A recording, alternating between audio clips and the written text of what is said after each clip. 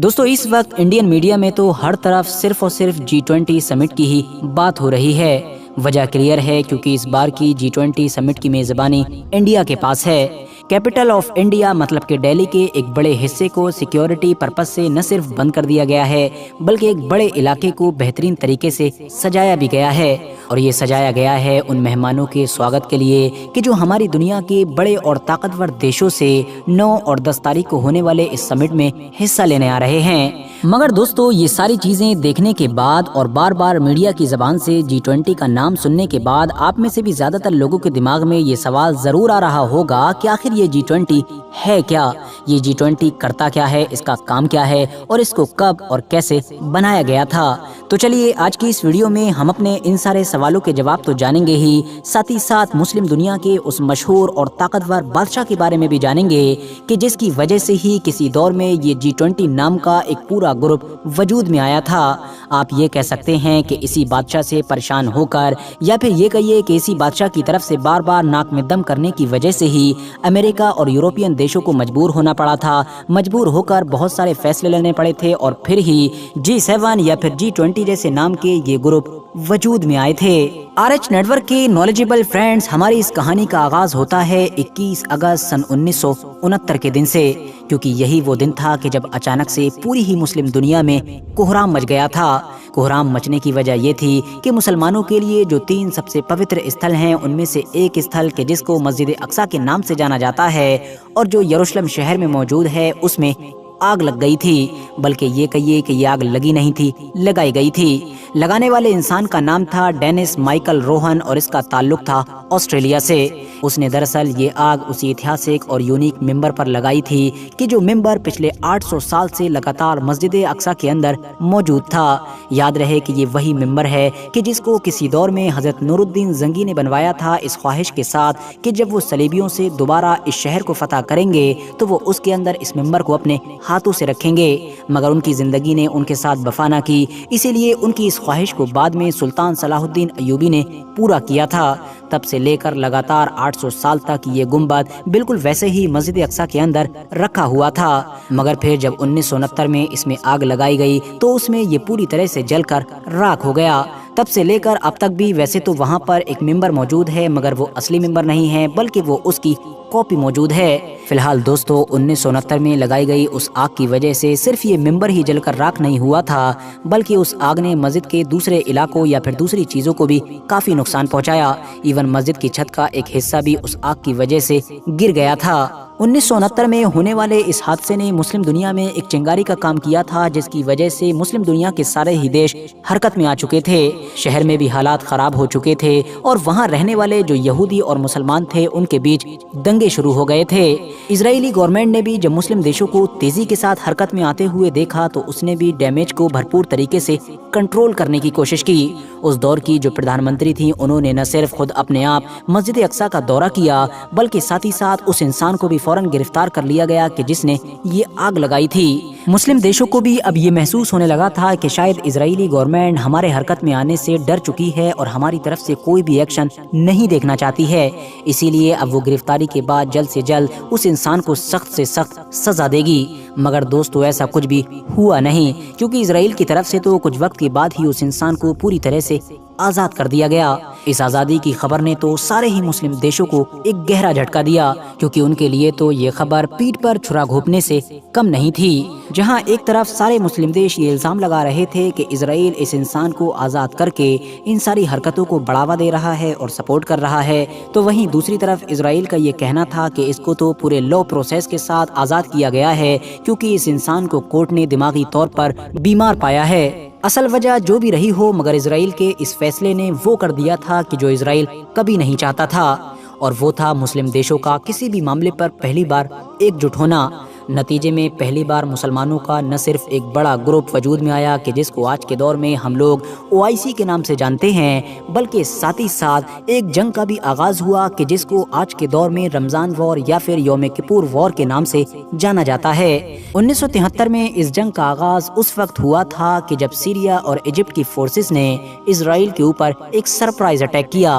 वैसे तो जाहिरी तौर पर इस जंग में सिर्फ सीरिया और इजिप्ट ही थे, मगर अगर अंदरूनी तौर पर देखा जाए तो اسرائیل کے خلاف اس جنگ میں ان دونوں کو سعودی Arabia, Iraq, Jordan, Algeria, ٹیونیشیا، Morocco اور نہ جانے اس طرح کے کئی اور دیش سپورٹ کر رہے تھے۔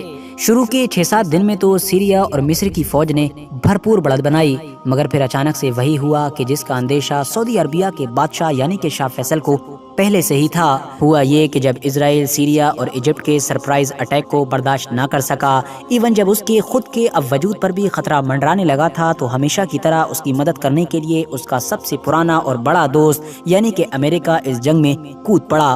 امریکہ نے باقاعدہ پورا ایک آپریشن لانچ کیا کہ جس آپریشن کے تحت نہ صرف ایڈوانس ویپن بلکہ ہر وہ چیز بھیجی گئی کہ جس کی جنگ میں اسرائیل کو ضرورت ہو سکتی تھی۔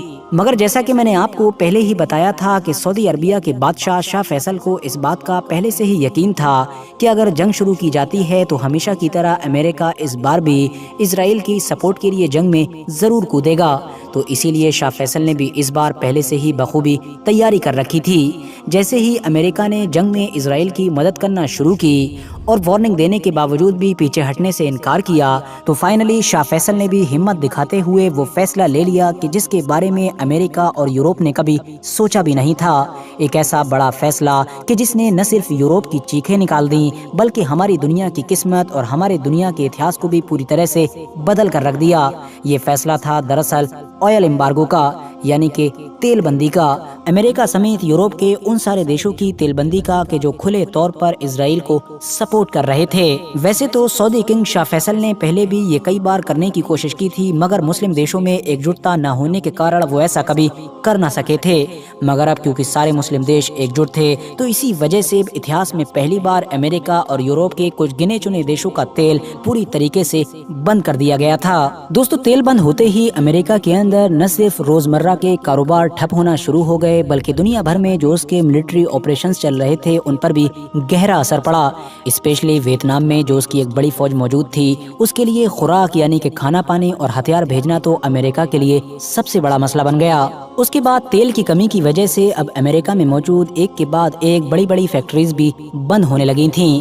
حالات ایسے بن چکے تھے کہ اب امریکہ، یورپ اور جاپان جیسے دیشوں میں تیل کی کمی کی وجہ سے گیس پمپس اور جو فیول اسٹیشن تھے ان کو بھی ویکینڈ پر بند کیا جانے لگا تھا۔ ان سارے فیول اسٹیشنز کے باہر گاڑیوں کی لمبی لمبی لائن لگنے لگی تھیں جن میں لگے ہوئے لوگوں کو اپنی باری کے لیے کئی دنوں کا انتظار کرنا پڑتا تھا۔ بات تو اب اتنی بڑھ گئی تھی کہ بہت سارے یورپین دیشوں میں اب کار فری دن کا بھی اعلان کر دیا گیا تھا۔ مطلب ایسے دن منائے جانے لگے تھے کہ جس دن سارے یورپین لوگ اپنی کارز کو روڈ کے سائیڈ میں کھڑی کر دیا کرتے تھے اور گھوڑوں وغیرہ سے سفر کیا کرتے تھے۔ ضرورت کے لیے بھی تیل نہ مل پانے کی وجہ سے اب لوگ گھروں میں بھی لکڑیاں جلانے پر مجبور ہو گئے تھے۔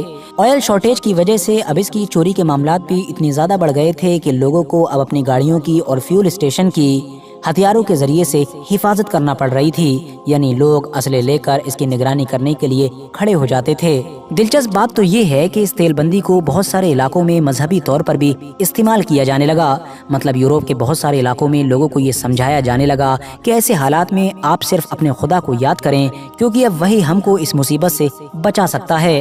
اتنا ہی نہیں، یورپ میں کچھ پیٹرول پمپس کو یعنی کہ کچھ فیول اسٹیشنز کو تو ٹیمپریری چرچ بھی بنا دیا گیا تھا۔ لوگوں نے وہاں پر مذہبی چیزوں کو رکھ دیا تھا یا پھر مذہبی چیزوں کو چپکا دیا تھا۔ ایک گیس کے پمپ پر تو یہاں تک لکھ دیا گیا تھا کہ آپ لوگ گیس کی بجائے اپنے جسم کو پاکیزہ روح سے بھر لیں۔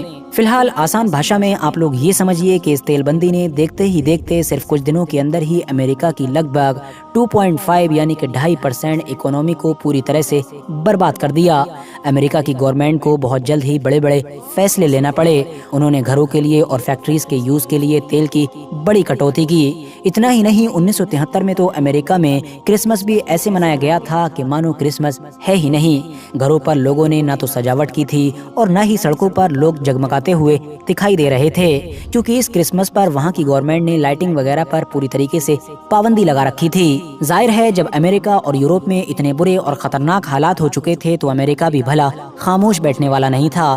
اس نے فوراً شاہ فیصل کو دھمکیاں دینا شروع کر دیں۔ اس نے دھمکی دی کہ اگر شاہ فیصل نے یہ آئل امبارگو ختم نہیں کیا تو پھر امریکہ نہ صرف سعودی عربیہ کے کنوؤں پر بمباری کرے گا بلکہ ان پر قبضہ کر لے گا۔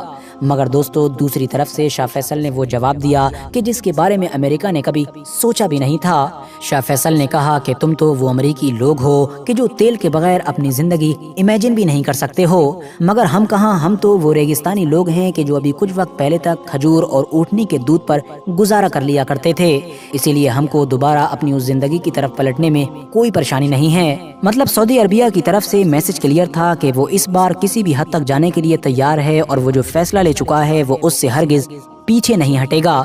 दूसरी तरफ अमेरिका भी इतनी सारी परेशानियां झेलने के बावजूद भी इजराइल को बीच में छोड़ने के लिए तैयार नहीं था। उसने इजराइल की मदद करने के लिए जो ऑपरेशन लॉन्च कर रखा था वो उस ऑपरेशन के जरिए से इजराइल की हर मुमकिन मदद करता रहा, जिसका नतीजा ये हुआ कि वो इजराइल के जो जंग के शुरू में न सिर्फ हार की लकीर पर आकर खड़ा हो गया था बल्कि उसके वजूद पर भी खतरा मंडराने लगा था। अब उस इजराइल ने अमेरिका की मदद से जंग में वापसी करना शुरू कर दी।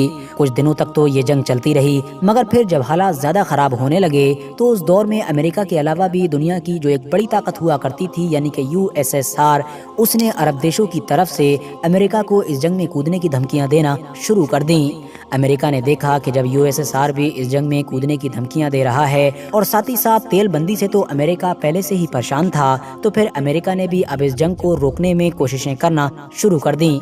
और फाइनली अमेरिका की कोशिशों के बलबूते पर ही 25-26 अक्टूबर के करीब जाकर ये जंग खत्म हो गई थी। जंग तो खत्म हो गई थी मगर अमेरिका और यूरोपियन देशों पे शाह फैसल की तरफ से जो तेलबंदी की गई थी वो जंग खत्म होने के बाद भी 1 साल तक जारी रही थी और फाइनली 1974 में जाकर ये ऑयल एम्बार्गो खत्म किया गया था। दोस्तों वैसे तो अब जंग भी खत्म हो चुकी थी और 1974 में फाइनली तेलबंदी भी खत्म हो चुकी थी, मगर अगर कुछ खत्म नहीं हुआ था तो वो असर कि जो तेलबंदी की वजह से इन सारे देशों पर पड़ चुका था। इनकी इकोनॉमी का एक बड़ा हिस्सा बुरी तरह से बर्बाद हो चुका था, इन्फ्लेशन भी बिल्कुल पीक पर पहुंच चुका था। इसीलिए अब फाइनली अपनी इकोनॉमी को सुधारने के लिए और अपने देश में दोबारा पहले जैसे हालात करने के लिए इन सारे देशों ने ये फैसला किया कि हमको अब सारे फैसले मिलजुल कर लेने होंगे, यानी सारे काम मशवरे से ही करने होंगे।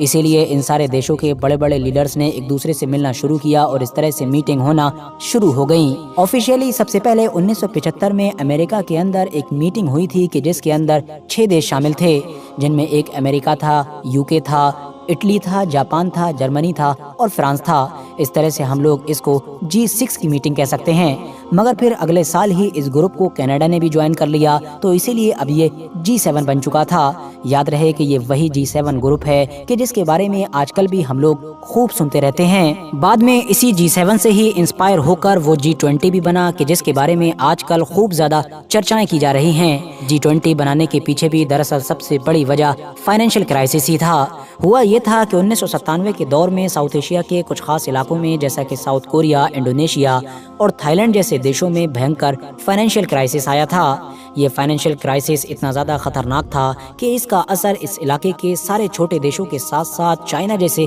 बड़े देश पर भी पड़ा था। इन सारे देशों की जो करेंसी थी बड़ी तेजी के साथ नीचे जा रही थी, बेरोजगारी बढ़ चुकी थी, इवन बहुत सारे देशों में तो हालात इतने बेकाबू हो गए थे कि दंगे वगैरह भी शुरू हो गए थे। एशिया में आने वाले इसी भयंकर क्राइसिस के बाद जो G7 ग्रुप के मेंबर थे उनको ये महसूस हुआ कि भाई अब दुनिया बदल चुकी है और आपस में एक दूसरे से वेल कनेक्टेड है, यानी कि अब ऐसा माहौल बन चुका है कि अगर दुनिया के एक कोने पर भी कुछ अच्छा या बुरा होता है तो उसका असर पूरी दुनिया पर पड़ता है। इसीलिए अगर हम चाहते हैं कि पूरी दुनिया को फाइनेंशियल क्राइसिस से बचाया जाए और साथ ही साथ भयानक इन्फ्लेशन से बचा जाए तो जरूरी है कि हम G7 में डेवलप्ड कंट्री के साथ साथ डेवलपिंग कंट्री को भी इंक्लूड करें। मतलब ऐसे देशों को भी शामिल करना शुरू कर दें कि जो भले ही अभी ज्यादा डेवलप नहीं है मगर बड़ी तेजी के साथ तरक्की कर रहे हैं। इस आइडिया पर काम किया गया और आखिरकार 1999 में G7 ग्रुप की जितनी भी कंट्रीज हैं जब उनके फाइनेंस मिनिस्टर की मीटिंग चल रही थी तो उसी में G20 नाम के इस ग्रुप को बनाया गया। इस तरह से हमारा ये G20 नाम का ग्रुप वजूद में आया। बात कर लें अब अगर मेंबर्स के बारे में, यानी उन देशों के बारे में जो इस ग्रुप का हिस्सा हैं, तो वो हैं Argentina, Australia, Brazil, Canada, China, France, Germany, India, Indonesia, Italy, Japan, Mexico, south Korea, Russia और हाँ दिलचस्प बात यह है सऊदी अरबिया। इसके अलावा south Africa, Turkey, United kingdom, United states और साथ ही साथ यूरोपियन यूनियन जो कि दरअसल खुद में भी एक ग्रुप ही है। साथ ही साथ मैं आपको ये भी बताता चलूँ कि 2023 में ये जो इंडिया में समिट हो रहा है, इसमें अब अफ्रीकन यूनियन को भी इसका नया मेंबर बनाया गया है। इसीलिए इस हिसाब से अब ये G21 बन चुका है। 2008 के बाद से ही लगातार G20 की हर साल एक मीटिंग होती है, यानी कि एक समिट होता है, जिस समिट के अंदर इस ग्रुप के जो सारे देश हैं उनके हेड पहुंचते हैं और फिर मेन मुद्दों पर बात करते हैं। हर बार ये होस्टिंग करने वाला देश भी बदलता रहता है, यानी कि इस ग्रुप के जो मेंबर हैं उन्हीं में से ही एक नए देश को ये होस्टिंग मिलती रहती है और फाइनली इस बार ये होस्टिंग इंडिया को मिली है। बात कर लें अब अगर मुद्दों की, तो मेनली फाइनेंशियल इश्यूज पर ही बात की जाती है। जाहिर है इस ग्रुप की तो बुनियाद भी फाइनेंशियल क्राइसिस की वजह से ही रखी गई थी, मगर जैसे जैसे वक्त गुजरा है अब फाइनेंशियल इशू के साथ साथ हेल्थ और क्लाइमेट चेंज के बारे में भी खूब बात की जाती है। फिलहाल दोस्तों, मैं उम्मीद करता हूं कि आज की मेरी इस वीडियो की मदद से आप लोगों को G20 के बारे में बहुत कुछ जानने को मिल चुका होगा। वीडियो पसंद आने पर न सिर्फ वीडियो को लाइक करें बल्कि अपने फ्रेंड्स के साथ भी ज़रूर शेयर करें और इसी तरह के नॉलेजेबल और हिस्टोरिकल वीडियोस हमेशा देखने के लिए हमारे इस चैनल को सब्सक्राइब करने के साथ साथ बेल आइकन को भी ज़रूर प्रेस करें।